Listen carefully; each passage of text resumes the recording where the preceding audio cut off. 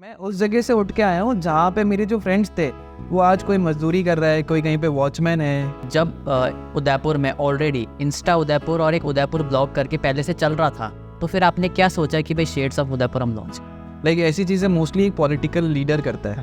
Right. But if you are भीड़ जमा करने वाला जो yes, if you are into white collar job और if you are doing a business. आपका जो लोगो है शेड्स ऑफ उदयपुर का, वो काफी क्यूट सा दिखता है, ब्लू और पर्पल शेड का है, तो उसको डिकोड कीजिए कि वो क्या मतलब बताता है। हम 7वें दिन जब वहाँ पहुंचे तो जिसके लिए हमें ये प्रोजेक्ट करना था, दे were laughing at us.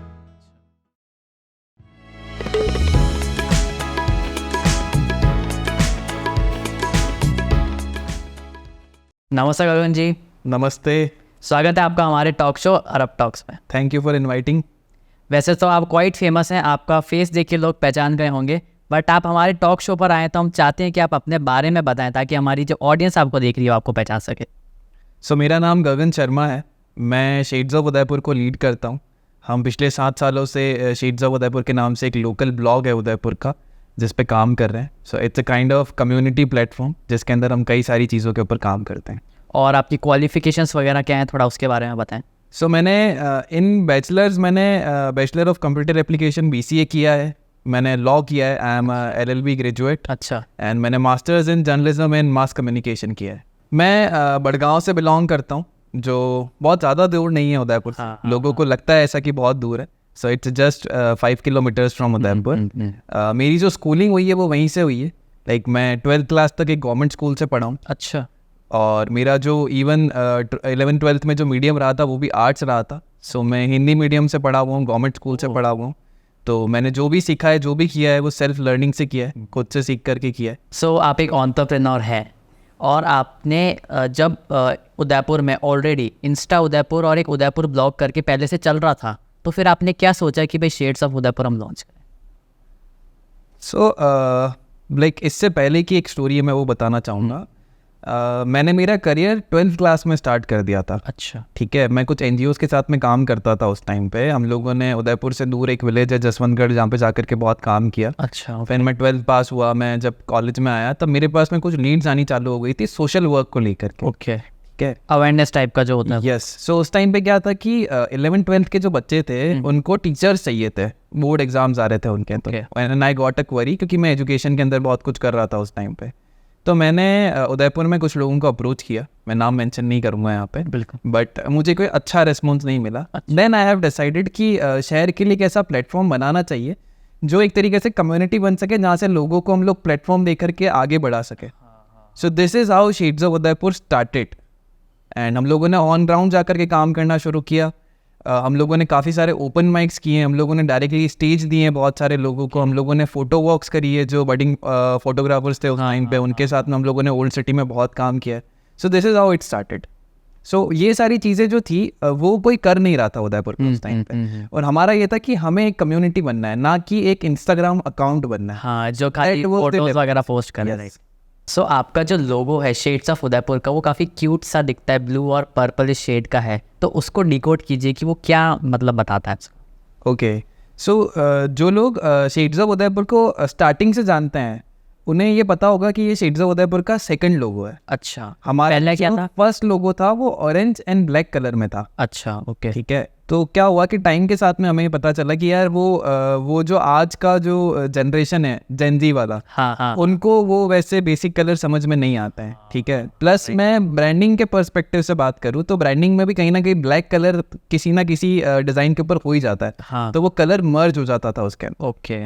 Now second thing was कि हम लोग अगर ब्रांडिंग के अकॉर्डिंग बात करें तो सबसे ज़्यादा जो कलर लोग देखते हैं और जो प्रेफर करते हैं लोगों के अंदर, वो होता है रेड कलर, जो आपके लोगो में भी है जी। बट वो जो नियॉन ब्लू कलर है हमारा, उसके साथ में रेड मर्ज नहीं हो सकता। ओके। सो रेड के शेड में और कौन कौन से कलर्स हैं, उसमें हम लोगों ने कुछ सैंपल्स देखे और उसके अकॉर्डिंग फिर हम लोगों ने पिंक फाइनलाइज किया। ओके। सो उसमें जो उदयपुर लिखा हुआ है वो उदयपुर पुराना वाला जो लोगो था उसमें समरकंद में लिखा हुआ था, जो कहीं ना कहीं इंग्लिश फॉन्ट कहलाता है एक। और अभी वाला जो फॉन्ट है वो थोड़ा सा रॉयल टाइप का है। हाँ, कि कहीं ना कहीं रॉयल्टी को उसके अंदर हमें मर्ज करना था। सो इस राजस्थान है, सॉरी, जो उदयपुर है महाराणास के लिए जो फेमस है। हाँ जी, तो हमने उसको उस तरीके से उसमें ऐड किया है। तो आप जो इवेंट्स वगैरह जो करते हो वो रहते हैं more of a team oriented work वाले। तो बीइंग अ फाउंडर आपने क्या क्या डिफ़िकल्टीज फेस की वाइल रिक्रूटिंग द पीपल? सबसे इम्पॉर्टेंट चीज़ जो मैंने देखी है, मैं मेरा एक एक्सपीरियंस आपके साथ में शेयर करूँगा। जब मैंने शेड्स ऑफ उदयपुर स्टार्ट किया था, तब मेरा जो पहला इंटरव्यू था, उसमें मैं जो इंटरव्यू ले रहा था, सामने वाले की इंग्लिश मुझसे ज़्यादा बेटर थी। ओके। ठीक है, सामने वाले की इंग्लिश मुझसे बेटर थी। तो जब मैं इंटरव्यू ले रहा था तो वो मेरे सामने बैठ करके हंस रहा था। ओके। ठीक है, तो हाँ, उसको लग रहा हो कि भाई ये कौन मेरा इंटरव्यू। यस। सो क्या होता है कि जब आप किसी का इंटरव्यू ले रहे होते हो ना, तो आपको आपके काम की नॉलेज होना और आप जिस चीज़ के बारे में बात कर रहे हो उसकी नॉलेज होना ज़रूरी है। राइट। ये मेरी सबसे पहली लर्निंग थी when I started shades of Udaipur. But धीरे धीरे अब क्या हुआ है कि चीज़ें बदल गई है। नाउ लोग क्या है कि फ्रीलांसिंग के ऊपर ज़्यादा काम करते हैं और लोग फ्रीलांसर्स ही हैं। लाइक लोगों को हायर करना उदयपुर के अंदर is the toughest task. Even if we talk about entrepreneur journey, तो उसके अंदर भी क्या होता है कि ये समझते हैं कि मैंने आज एक इंस्टाग्राम पे अकाउंट बना दिया एंड इट्स माय स्टार्टअप। हाँ, राइट। ठीक है। सो कई बार मेरे साथ ऐसा होता है कि लाइक मैं किसी को रिक्रूट कर रहा होता हूँ, तो उस टाइम पे वो आकर के मुझसे कहता है कि मेरा भी अकाउंट है। ओके। तो आई फील लाइक कि अच्छा है आप इस चीज़ के ऊपर काम कर रहे हो, लेकिन उन चीज़ों को पहले सीखना बहुत ज़रूरी है। अब मैं बात करूँ जो ऑलरेडी पढ़े लिखे लोग हैं, जो एक्सपीरियंस वाले लोग हैं, वहाँ पर भी इश्यूज फेस करने होते हैं। लाइक अगर आप उदयपुर जैसे शहर में काम कर रहे हो जो कि टायर 3 में आता है, राइट। तो क्या होता है कि क्लाइंट की उतनी स्पेंडिंग कैपेसिटी नहीं होती है। राइट। ठीक है। ऑन दैट टाइम क्या होता है कि if you are running a startup which is self funded, right, on that time, yes, so उस टाइम पे क्या होता है कि आपको खुद से पैसे लगाने होते हैं उस चीज़ के ऊपर। और वहाँ पे भी सबसे बड़ा इशू ये कि अगर आपकी फैमिली उतनी वेल्दी नहीं है और आप खुद से अर्न करके उस चीज़ के अंदर इन्वेस्ट कर रहे हो, तो आपको एक एक रुपए को लेकर के सोचना पड़ता है। राइट। सो कई बार ये होता है कि आपका पॉकेट आपको अलाउ नहीं करता है कि वो जो इतने स्किल्ड लोग हैं उनको हायर करना है। तो उस टाइम पे हम लोग क्या करते हैं कि हम उन लोगों को लेकर के आते हैं जो सीखना चाहते हैं। तो शेड्स ऑफ उदयपुर के लिए आज भी ये कहा जाता है कि शेड्स ऑफ उदयपुर तो इंटर्न्स वाली कंपनी है। एंड आई फील प्राउड कि मुझे ये कहा जाता है कि मैं इंटर्न्स वाली कंपनी चलाता हूँ, बिकॉज इन 2017 एक इवेंट था उदयपुर में बहुत बड़ा, that was our second event. Okay. And जब हम लोगों ने क्लाइंट को अप्रोच किया, तो क्लाइंट वाज लाइक कि क्या मैं आप लोगों को हायर करूं, मैं ऑलरेडी इस पोजीशन के लिए किसी को ले चुका हूं, मुझे आपको लेना चाहिए नहीं लेना चाहिए। दे सेड कि आप हमारे फोटोग्राफी पार्टनर बनोगे क्या? अच्छा। आई वाज लाइक कि ठीक है, बट उस टाइम में मेरे पास में एक फोटोग्राफर था। ओके। 7 दिन बाद इवेंट था और हमें वो पूरा इवेंट कवर करना था और वो 3 दिन का इवेंट था। अच्छा। फुल डे का। ओके। ठीक है। 7 दिन में हम लोगों ने 10 लोगों की टीम बनाई। हम 7वें दिन जब वहाँ पहुँचे, तो जिसके लिए हमें ये प्रोजेक्ट करना था, दे वर लाफिंग एट अस अच्छा। कि ये बच्चे क्या करेंगे। हाँ। बट हमारी टीम में एक ऐसा इंसान था जो जैसे ही निकल करके आगे आया, वो फोटोग्राफी के अंदर उनके लिए पिछले 3 साल से अवार्ड जीत रहा था। फर्स्ट पोजीशन उसने एक्वायर करी हुई थी। तो दे वर शॉक्ड। सो कहीं ना कहीं ये भी होता है कि if you believe in your self, तो उस टाइम पे चीज़ें आपके लिए अपने आप होने लग जाती हैं। आपको उस टाइम पे ये नहीं करना होता है कि यार ये कैसे होगा, क्यों होगा। मैं ये मानता हूँ कि मुझे अगर कोई चीज़ करनी है तो मुझे उसमें आगे बढ़ जाना है। मुझे ये नहीं सोचना है कि ये होगा नहीं होगा, वो बाद में देखा जाएगा। एंड दिस इज़ हाउ हम लोग आज 7 साल में यहाँ पे पहुँचे हैं। सो यूजुअली हम देखते हैं कि जो भी आदमी स्टार्टअप करता है उससे पहले वो नौकरी करता है, उसके बाद वो सोचता है कि यार मेरा मन नहीं लग रहा, अब मैं जाके स्टार्टअप में घुसता हूँ। तो आपकी ये वाली जर्नी कैसी रही? नौकरी मुझे करनी नहीं थी स्टार्टिंग से। ठीक है। मतलब कोई आप ऐसा एक्सपीरियंस रहा हो कि भाई आपने इसको देखा हो कि मेरे को इसके जैसा तो नहीं करना, वैसा कुछ? नहीं, ऐसा नहीं था। मतलब वो बचपन से ना वो लीडरशिप वाली एबिलिटी थी। हाँ, नहीं। ठीक है। और शुरू से ऐसा था कि लीडर बनना है। ठीक है। Plus shades of Udaipur was never the end goal. मैं ये बोलूँगा कि शेड्स ऑफ उदयपुर मेरा आज भी एंड गोल नहीं है। अच्छा। ठीक है। शेड्स ऑफ उदयपुर टाइम के साथ हो गया है। जैसा मैंने पहले बताया कि आप किसी चीज़ को ये सोच करके कर लेते हो ना कि ये कर लूँगा, तो वो चीज़ें हो जाती है। तो शेड्स ऑफ उदयपुर को लेकर के एंड गोल्स बहुत अलग थे। लाइक इसे एक बहुत अच्छा ट्रैवल प्लेटफॉर्म बनाना था उदयपुर का। इवन हम लोगों ने जब स्टार्टिंग में काम करना शुरू किया था, हम लोगों ने कई सारी ऐसी वीडियो सीरीज करी जो उदयपुर वालों ने कभी देखी ही नहीं थी। हम ऐसा कंटेंट लेकर के आए थे। बट उस कंटेंट से रेवेन्यू जनरेट करना was tough. Right.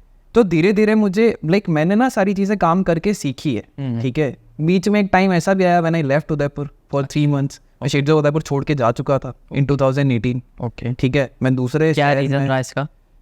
I was working with someone else. तो उन्होंने बोला कि उदयपुर अब बहुत छोटा हो गया है और लाइक अपन बाहर चलते हैं, किसी बड़े शहर में जाकर के काम करते हैं।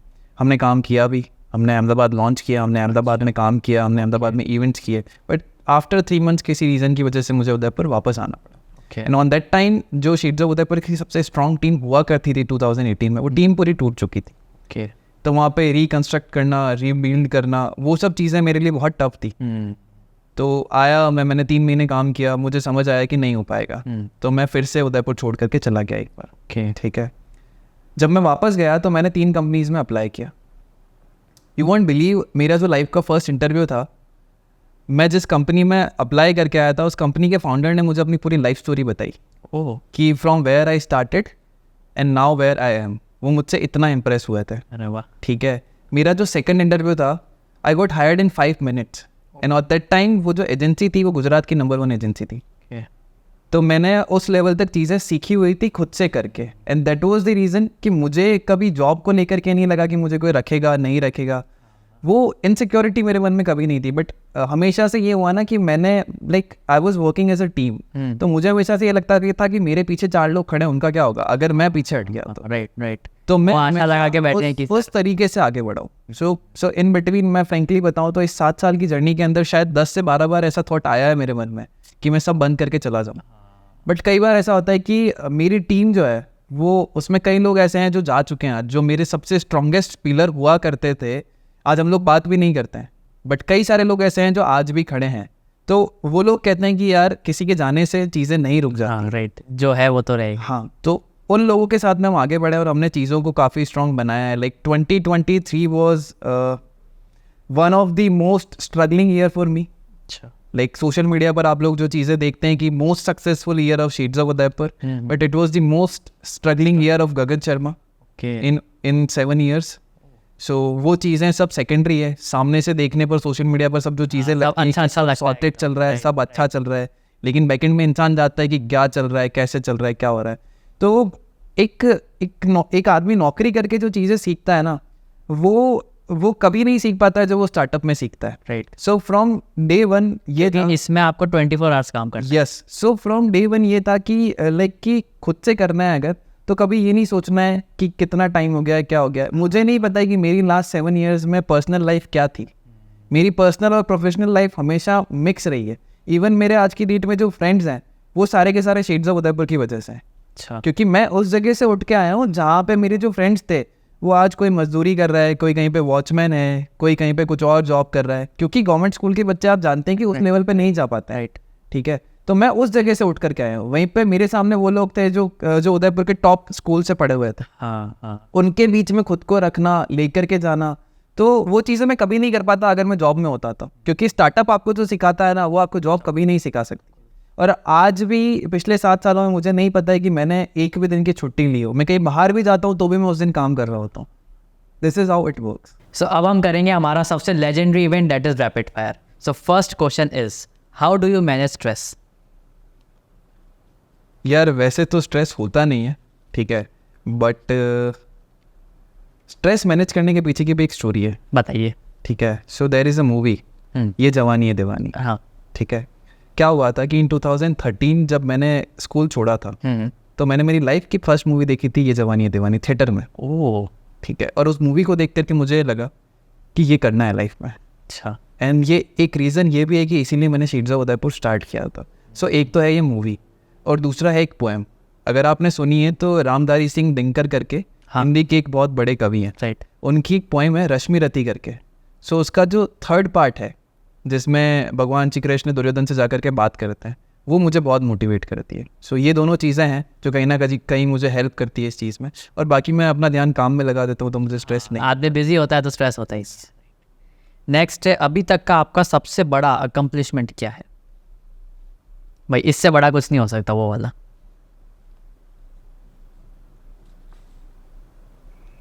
Rapid fast.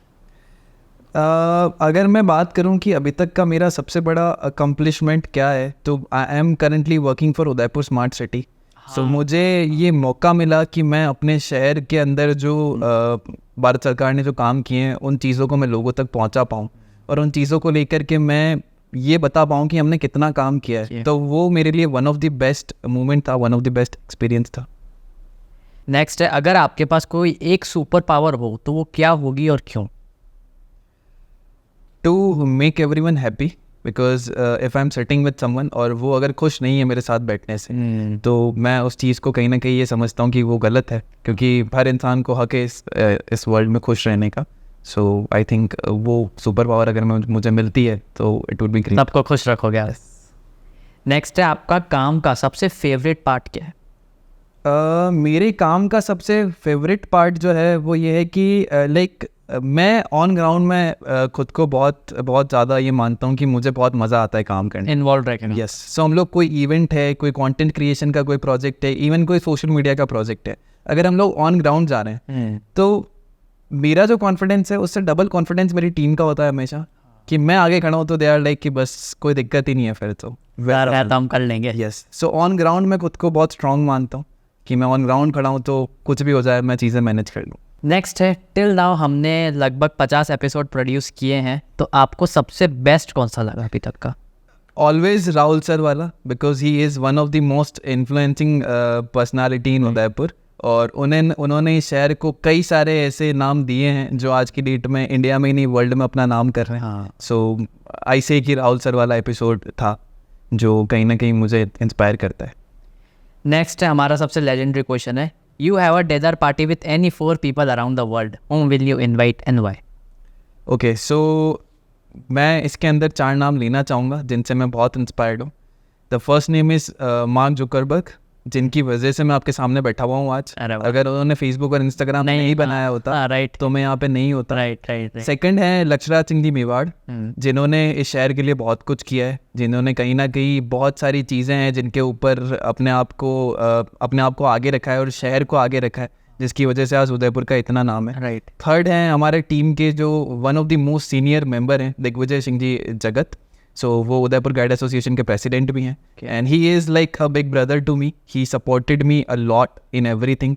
तो वो. एंड फोर्थ मेरे एक मेंटोर हैं जिन्होंने मुझे काम करना सिखाया है, लवदीप शर्मा करके. मैं उन चारों के साथ.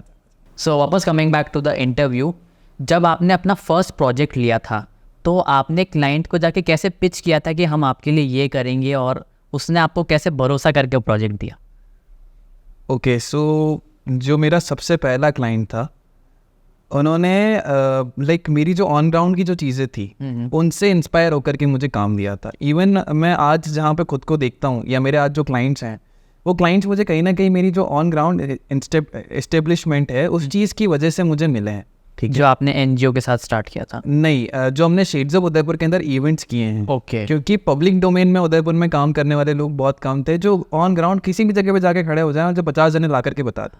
That was the point. Like ऐसी चीज़ें मोस्टली एक पॉलिटिकल लीडर करता है. Right. But if you are भीड़ जमा करने वाला जो, yes, if you are into white collar job और if you are doing a business, उस चीज़ के अंदर अगर आप 50 लोग ला करके खड़े कर सकते हो तो क्लाइंट को वो चीज़ें कहीं ना कहीं नज़र आती है और उनको समझ आता है कि नहीं यार इसमें दम है कि ये इतने लोग ला सकता है, तो ये मेरे लिए यहाँ पे नीड जनरेट करके भी ला सकता है.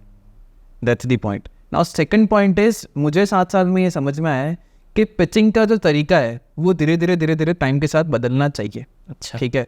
स्टार्टिंग में हम लोग जो पिच करते थे that was just for content creation. अब कंटेंट क्रिएशन में 3 चीज़ें हैं. पहला कंटेंट राइटिंग, दूसरा ग्राफिक डिजाइनिंग और तीसरा वीडियो. राइट. ठीक है. सो हम लोग स्टार्टिंग में जो पिच करते थे वो ग्राफिक्स को लेकर के पिच करते थे. ठीक है. आपने एक इमेज दिखा दी कि ऐसा बना देंगे. यस. फिर धीरे धीरे क्या हुआ कि ग्राफिक्स के साथ साथ में हम लोगों ने पिच करना स्टार्ट किया सोशल मीडिया प्रमोशन, जिसमें हम लोग शेड्स ऑफ उदयपुर पे भी एड्स करने लगे. ओके. फिर धीरे धीरे हम लोगों ने क्या किया कि रील्स आ गई थी.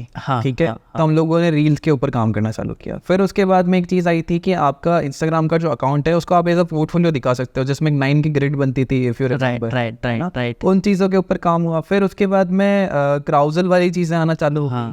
उसके बाद लोग इमेजेस प्रमोट करना चालू किया लोगों ने क्रिएटिव्स की जगह पे. सो फाइनली अभी फिलहाल हम लोग जिस चीज़ पे काम करते हैं सबसे ज़्यादा वो है इन्फ्लुएंसर मार्केटिंग. हाँ. क्योंकि जो वीडियो कंटेंट आज की डेट में बिकता है, लाइक आप जानते हो ऑलरेडी, वैसा कोई दूसरा कंटेंट नहीं बिक रहा है. नाउ अपार्ट फ्रॉम दैट क्या हुआ कि कोविड के टाइम पे लोगों को ये लगा कि डिजिटल की बहुत रिक्वायरमेंट है. बट नाउ अगेन लोग डिजिटल के साथ साथ में अपने पुराने जो मीडियम्स थे उसके ऊपर भी काम कर रहे हैं. सो इन बिटवीन मुझे समझ में आया कि it's not just about digital. Currently हम लोग डिजिटल, प्रिंट, टीवी, इलेक्ट्रॉनिक्स के ऊपर offline. Yes. And along with it हम लोग ऑन ग्राउंड काम कर रहे हैं. सो वो धीरे धीरे टाइम के अकॉर्डिंग आपके क्लाइंट की जो डिमांड है उसको समझना बहुत ज़रूरी है. सो हमने देखा है कि जो शेड्स ऑफ उदयपुर है वो ज़्यादातर आउटरीच पार्टनर रहता है आई एम उदयपुर का. So how you felt being into IIM Udaipur without giving cat?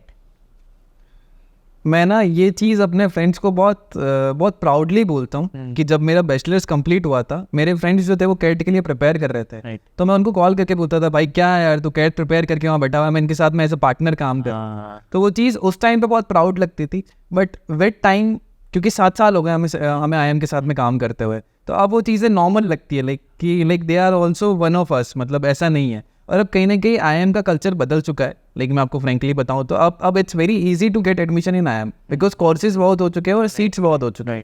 सो अभी आपने कुछ टाइम पहले 2 बड़े बड़े इवेंट किए थे. मेरी नज़रों में वो बड़े हैं. एक तो उदयपुर विंटर कार्निवल और दूसरा टाइकॉन. तो आपके अकॉर्डिंग जो नेटवर्किंग होती है वो कितना रोल प्ले करती है in day to day life? Okay, so like networking से पहले एक चीज़ आती है. अगर हम लोग इवेंट्स की बात करें, ठीक है, अगर आप एक बड़ा इवेंट प्लान कर रहे हो उदयपुर जैसे छोटे शहर के अंदर, सबसे पहला फैक्टर उसमें जो आता है रिस्क फैक्टर. हाँ, कि आप अगर ऐसे एक इवेंट प्लान कर रहे हो तो उस इवेंट को एग्जीक्यूट करते टाइम आपको वो रिजल्ट मिल पाएगा जो आपने सोचा है. लाइक हम लोग भी, हमारा जो रिजल्ट हम लोगों ने एक्सपेक्ट किया था उससे 50% पर ही पहुंच पाए थे. ओके. लेकिन हम लोगों ने जो रिस्क लिया था, उस रिस्क ने हमें वो कॉन्फिडेंस दिया कि हम आगे बढ़ पाए. नाउ मैं नेटवर्किंग की बात करूँ अगर, तो उदयपुर एक ऐसा शहर है जिसमें कहीं ना कहीं से कोई ना कोई कांटेक्ट निकल जाता है अगर आपको किसी के भी साथ में कनेक्ट करना है. सो हम लोगों ने जब टाइकॉन के लिए पिच किया, दे वर नॉट श्योर, बिकॉज उनको ये था कि ये क्या करेंगे. ठीक है, क्योंकि वो सब लोग उतने बड़े इंडस्ट्रियलिस्ट थे, वो इतने बड़े एंटरप्रेन्योर थे कि उन्होंने बहुत बड़े लेवल पे काम किया होता. And tie is not a normal thing. Tie एक ग्लोबल ऑर्गेनाइजेशन है जो बहुत बड़े बड़े इवेंट्स कराता है. सो हमारे क्लाइंट को हम पे कॉन्फिडेंस नहीं था, लेकिन हमें खुद पे कॉन्फिडेंस था. ठीक है, एंड क्लाइंट को लास्ट तक भी ये लग रहा था कि यार ये लोग कर पाएंगे क्या. बट जब वो इवेंट एग्जीक्यूट हुआ, क्लाइंट वाज लाइक यार कैसे किया तुम लोगों ने.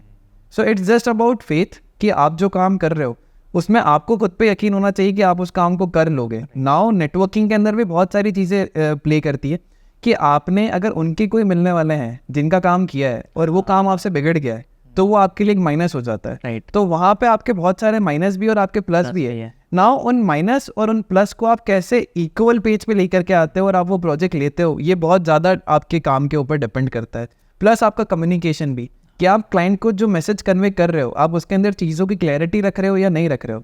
मैंने बहुत सारे ऐसे क्लाइंट देखे हैं जिनको कि क्या होता है कि कोई और एजेंसी पिच कर रही है, कोई भी और पिच कर रहा है, तो वो ओवर कमिटमेंट कर देते हैं. हाँ, आपसे भी कर दिया, उससे भी कर दिया. यस. सो ओवर कमिटमेंट में क्या होता है कि क्लाइंट की एक्सपेक्टेशन बढ़ जाती है. राइट. ऑन दैट टाइम उन एक्सपेक्टेशन को ध्यान में रखते हुए चीज़ें एग्जीक्यूट करना कहीं ना कहीं बहुत टफ होता है. लेकिन इन बिटवीन दैट ऑल्सो वहाँ पे भी नेटवर्किंग काम आती है कि अगर आप 10 जनों के साथ में काम कर रहे हो और उनमें से 4 जने जानते हैं और उनको आप पे भरोसा है, तो वो 6 लोग जो ये सोच रहे हैं कि इससे होगा या नहीं होगा, उन 4 लोग, उनको वो 4 लोग जब कॉन्फिडेंस देते हैं ना, तो उस चीज़ को करने में थोड़ा सा मज़ा आता है. So networking always plays a big role, अगर आप छोटे शहर में हैं या बड़े शहर में, कहीं भी हैं. So being a digital marketer, according to you, जो उदयपुर है वो एक टूरिस्ट बेस्ड इकोनॉमी है, जिसमें आप टूरिस्ट रिलेटेड बिजनेस करोगे तो वो एकदम धड़ल्ले से चल जाएगा.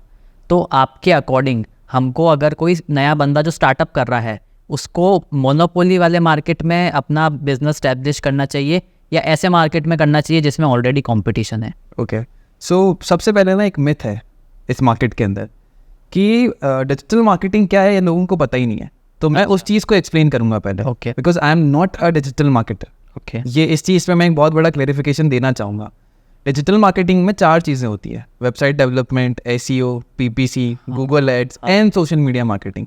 सो हम लोग उसके सिर्फ एक पार्ट पे काम करते हैं, which is social media marketing. Okay. So मुझसे कई बार लोग आकर के जब ये पूछते हैं कि आप डिजिटल मार्केटिंग करते हो, तो मुझे उनको क्लियर करना होता है कि मैं सिर्फ और सिर्फ सोशल मीडिया मार्केटिंग करता हूँ. एंड ये मेरी एक जिद है. ठीक है, और वो जिद इसलिए है क्योंकि मैं काम वो करता हूँ जो मुझे आता है.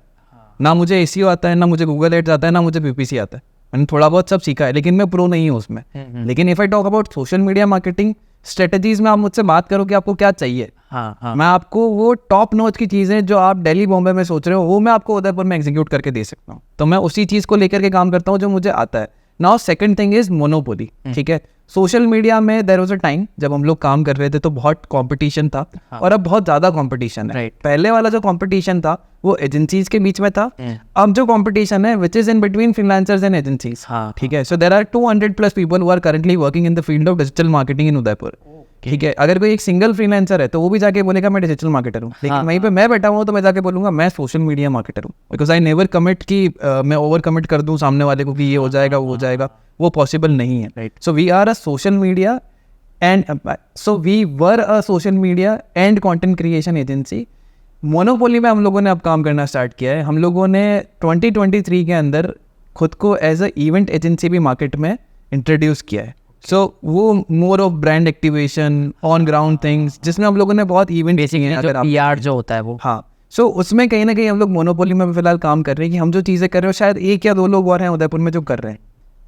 तो कुछ इस तरीके से हम मोनोपोली के ऊपर फिलहाल काम कर रहे हैं। तो आजकल हम देख रहे हैं कि जो भी नया बिजनेस आ रहा है तो वो कहीं ना कहीं जाता है, ढूंढता है कि भाई मैं अपने जो बिज़नेस को है वो डिजिटल मार्केटिंग के थ्रू प्रमोट करूं। तो आप एक ऐसे बिज़नेस ओनर को क्या सजेस्ट करेंगे कि उसको कैसे आइडेंटिफाई करना है कि ये आदमी जेन्युइन है या नहीं? मैं सबसे पहले ये बोलूँगा कि इसके अंदर गलती क्लाइंट की है। ठीक है, क्लाइंट कभी स्पेंड करना नहीं चाहता है। ठीक है, क्लाइंट बोलता है कि मेरा बजट 5,000 रुपये का है और मुझे रेवेन्यू 50,000 रुपये का चाहिए। So digital marketing is not a rocket science. ठीक है, लोगों को ये लगता है कि हम लोगों ने इसमें पैसा डाल दिया रिजल्ट आ जाएगा। राइट। ठीक है, उदयपुर के अंदर क्लाइंट को रिटेन करना इज द टफेस्ट टास्क।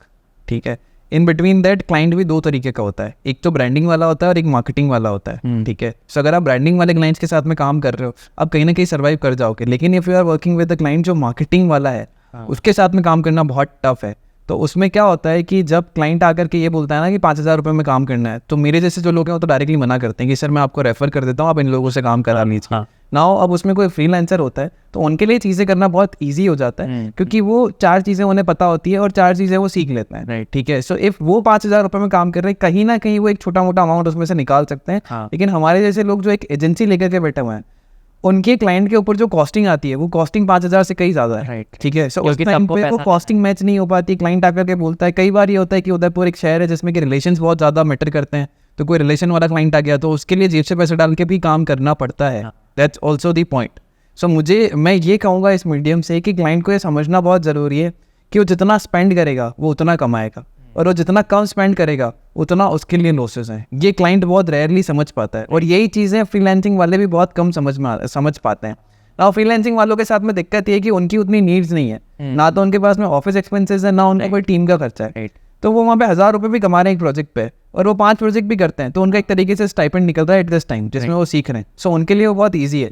लेकिन आप एक एजेंसी के साथ में काम कर रहे हो तो उनके लिए वो बहुत टफ है। राइट, क्योंकि उनको एम्प्लॉय की सैलरी देनी है, ऑफिस का खर्चा। यस, और हमारे जैसे लोग हैं जो क्वालिटी पे काम करते हैं, क्वांटिटी पे करते ही नहीं है। लाइक मैंने पहले भी मेंशन किया कि मैं तो 4 जो चीज़ें हैं डिजिटल मार्केटिंग की उसमें से एक पे ही काम कर रहा हूँ, तो मेरा तो पूरा का पूरा फोकस ही उस चीज़ के ऊपर है। तो उसमें मैं ओवर कमिट भी नहीं कर सकता हूँ, क्योंकि क्लाइंट चला गया तो क्या होता है कि आप कहीं ना एक ऐसी जगह पे खड़े होते हो कि एक भी क्लाइंट आपका ऊपर नीचे होता है ना तो आपकी बैलेंस शीट गड़बड़ा जाती है एक सेकंड।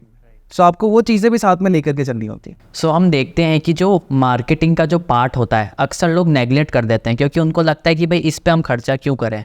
तो बीइंग अ फाउंडर आप क्या एडवाइस देना चाहोगे कि जो न्यू बिजनेस कर रहा है उसको मार्केटिंग पर खर्चा करना चाहिए? ऑब्वियसली मार्केटिंग बहुत बड़ा रोल प्ले करता है किसी भी बिजनेस के अंदर। माना कि कोई प्रोडक्ट है जो आप 1,000 रुपये में बेच रहे हो, ठीक है, और आपकी जो कॉस्ट है वो 600 रुपये आ रही है। ठीक है, आप उस पर अगर 100 रुपये का भी मार्केटिंग कॉस्ट इन्वॉल्व करते हो और आप 300 रुपये कमा रहे हो, तो वहाँ पे अगर आप 50 प्रोडक्ट बेच रहे थे तो आप 50 के 60 पे ही जाओगे। तो आप इन टोटल अगर रेवेन्यू में उस चीज़ को काउंट करोगे तो कहीं ना कहीं आपके लिए बढ़ेगी। लेकिन यहाँ पे क्लाइंट को ये लगता है कि वो जो खर्चा है उसको मैं अभी करूँ नहीं करूँ, मेरा ब्रांड नया है, मैं उस चीज़ को इंट्रोड्यूस करूँ ना करूँ। मैंने उदयपुर में कई सारे बिजनेसेस को देखा है जो आते हैं और 3 महीने में बंद हो जाता है। राइट, ठीक है, वो लोग कभी ये समझ ही नहीं पाए कि मार्केटिंग के ऊपर किस तरीके से कहाँ पे इन्वेस्ट करना है। Now the second point is trust client को नहीं हो पाता है। ठीक है, क्योंकि बहुत सारी एजेंसीज हो गई है, बहुत सारे लोग काम कर रहे हैं। ठीक है, और क्लाइंट कहीं ना कहीं जब नया मार्केट में आता है तो वो क्या बहुत अपना इन्वेस्ट कर चुका होता है बिजनेस के ऊपर। ठीक है, तो उसके पास उतनी स्पेंडिंग कैपेसिटी नहीं होती है। तो क्लाइंट को ये चीज़ें समझनी भी ज़रूरी है कि वो जो उसका जब बजट प्लान कर रहा है, सबसे इंपॉर्टेंट ये है कि अगर वो अपने बिजनेस का बजट प्लान कर रहा है तो उसको उसी टाइम पे ये प्लान करना ज़रूरी है कि मेरे बिजनेस के बजट में मुझे इतना अमाउंट मार्केटिंग का निकाल करके रखना है। ये चीज़ें आज दिन तक उदयपुर में लोग नहीं समझ पाए। तो जितना जल्दी जो बिजनेस इस चीज़ को समझ जाएगा वो उतना जल्दी उस चीज़ के ऊपर काम करना शुरू कर देगा और उनको रिजल्ट मिलेगा उस चीज़। राइट, क्योंकि जैसे हम शार्क टैंक में देखते हैं कि जो भी बिजनेस आते हैं तो वो कहते हैं कि हमारा 30 लाख का मार्केटिंग का स्पेंड है, जबकि हमारा बिजनेस मॉडल है वो 20 लाख या उतने का ही होता है। तो ये वाली जो चीज़ है मतलब अगर आप नया बिजनेस है तो उसको समझनी पड़ेगी। बिल्कुल।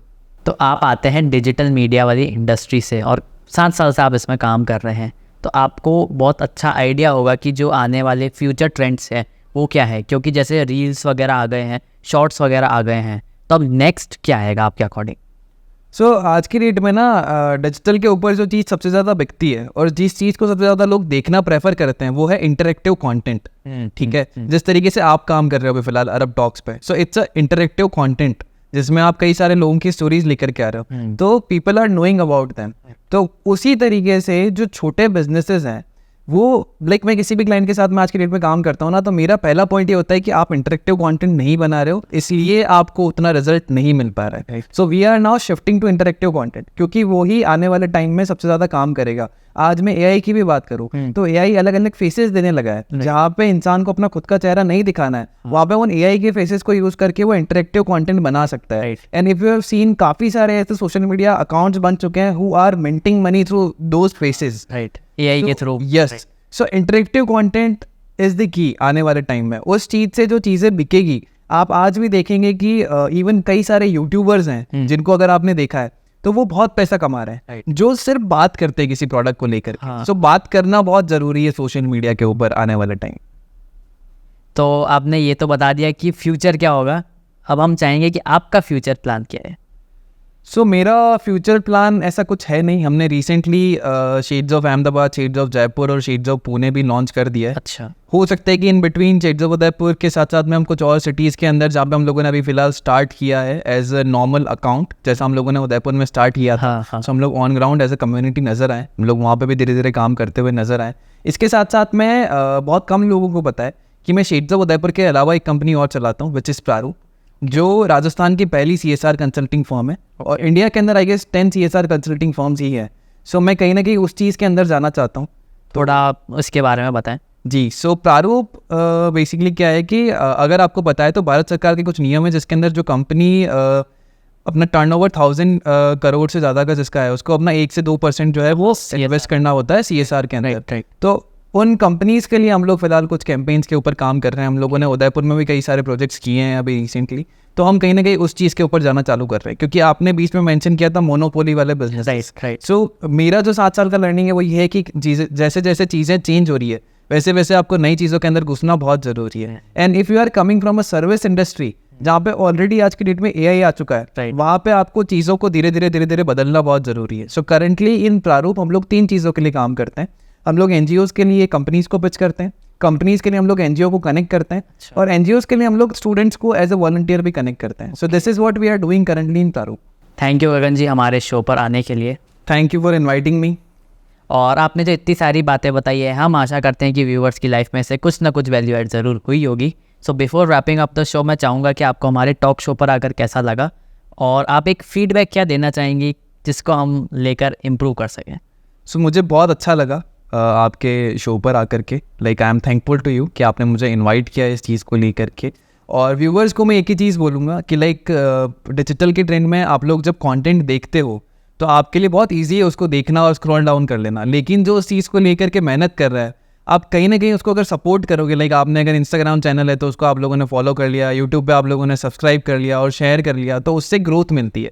आज की डेट में बहुत बड़े बड़े स्टार्स हैं जो पॉडकास्ट कर रहे हैं और आप उन सबको तो शेयर करना प्रेफर करते हो, लेकिन लोकली अगर कोई काम कर रहा है तो आप उसको सपोर्ट नहीं करते हो। वही आप हमारा वर्किंग स्टाइल देखोगे तो हम लोग लोकल्स के लिए बहुत काम करते हैं। सो मैं आप सबसे भी ये रिक्वेस्ट करूँगा कि आप कहीं ना कहीं अरब टॉक्स को जितना सपोर्ट कर पाएँ उतना सपोर्ट करें। आप लाइक, शेयर, सब्सक्राइब जो भी कर पाएँ अपनी तरफ से वो करें और इस चैनल को बड़ा बनाएं, because he is putting a lot of efforts in Udaipur, जो उदयपुर के लोग हैं उनके लिए। तो इट वुड बी ग्रेट अगर आप लोग भी सपोर्ट करें।